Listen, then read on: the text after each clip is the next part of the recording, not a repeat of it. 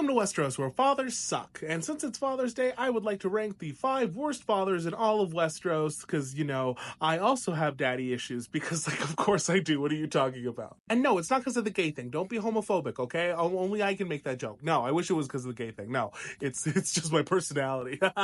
Starting at number 5 and shocking absolutely no one, we have Bobby B. Baratheon himself. Bobby B., you are bad at your job, and by your job, I mean fatherhood. I mean, you're bad at your normal job, too, the whole being a king. Don't forget, also bad at that.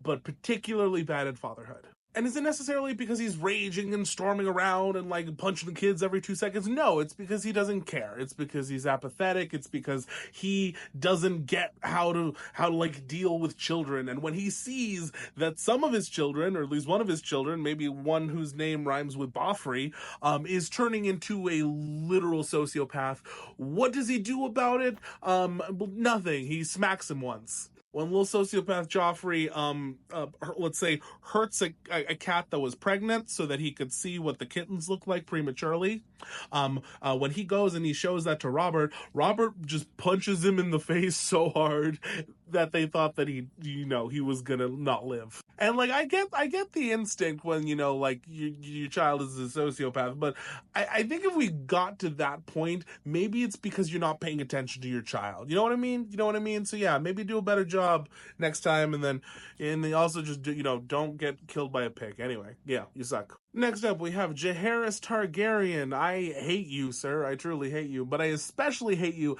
as a father. Let's make that very clear. But he was the best king ever. He's the GOAT. Dude, shut up. I say dude because I know you're a straight man who's offended by what I just said. It's always a straight man who's offended by what I just said. Jaehaerys was very good at his day job. He is the opposite of Bobby B. Baratheon. He loves the work. He's very good at the work. But similar to Bobby B. Baratheon, once he gets home from the work, well, he's bad at his job, his other job, being a dad. And I know this because his children, they struggle to stay alive. He has so many children and yet no viable heir. How is that fucking possible? It's like your children are fleeing from the concept of life because you were holding on to it for so long, but they're like, no, I can't be on the same mortal plane. Excuse me, I'm sorry. Be bopping out of here. You're like a fine boy dad, because, of course you are, because you're like a straight dude, don't give a shit. But you're a really bad girl dad. Let me just say that right there. And I know there's some angry straight boys in the comments who are like, oh, but it wasn't his fault because the girls were hard. I don't care. I still hate him, and nothing you say will make me change my mind because I'm stubborn, because, my dad don't like me either. Oh no. Is this therapeutic or is this adding to the problem? I don't know. Well, you tell me in the comments. Also, while I'm in the middle of this, you tell me who your least favorites are in the comments. I'm sure I'll name some of them. It's fine. In third place, we have Walder Frey, because of course we do, because this man is the father. He is the father of all fathers.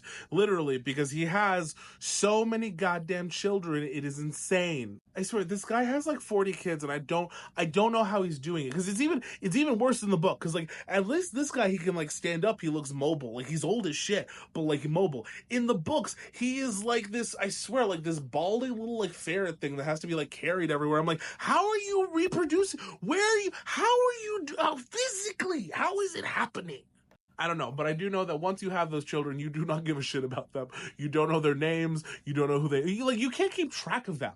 And this is the problem. When you have this many children, this is the problem with all those, hey, 20 children and counting TV shows, beyond, the weird, Christian fundamentalism and the abuse and stuff. But beyond that, you just physically can't keep track of this many children. I don't know what to tell you. He, openly hates most of his children, too, because he all thinks that they're trying to, suck up, which, of course they are, because, what else is there to do? We live in the Riverlands. It's either, suck up to one of the lords or die, because that's the Riverlands for you. But no, you're just a bad man. You're a bad man. I don't like you. I think you're a terrible father, and I wish you plague, so good luck, sir. At number 2, we have the other man himself, Tywin Lannister.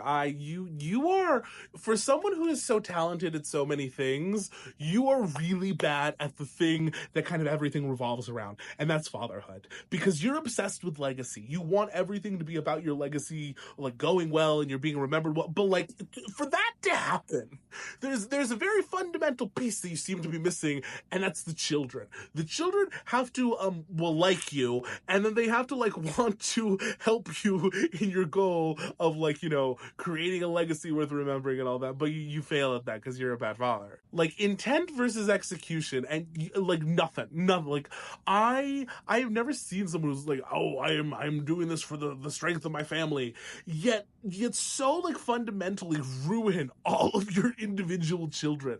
Like, Tywin, you ruin all of them. They are all, like, scarred by the mental gymnastics fuckery that you put them through in their childhoods, and it's insane. It's impressive, but it's insane. Like, you are so hated as his father that you were killed by your son while you're on the toilet. That's insane. Anyway, I don't know. Yeah, you did a bad job. That's why you died on a toilet with poop. You smell of poop. Your funeral smelled of poop. Why? Because you were a bad dad. Poop is the sign. The smell of poop reminds everyone of just how terrible a father you are, because you're poop. Anyway, now, moving on to number one. I know people are going to have opinions, be like, oh, you didn't include so-and-so, you didn't include so-and-so. But let me tell you, I did include the worst father ever, and there's no arguing with it. Craster the wildling. He is at number one. He is the worst father in Westeros. There is no arguing against it. I'm sorry. There are others that are bad.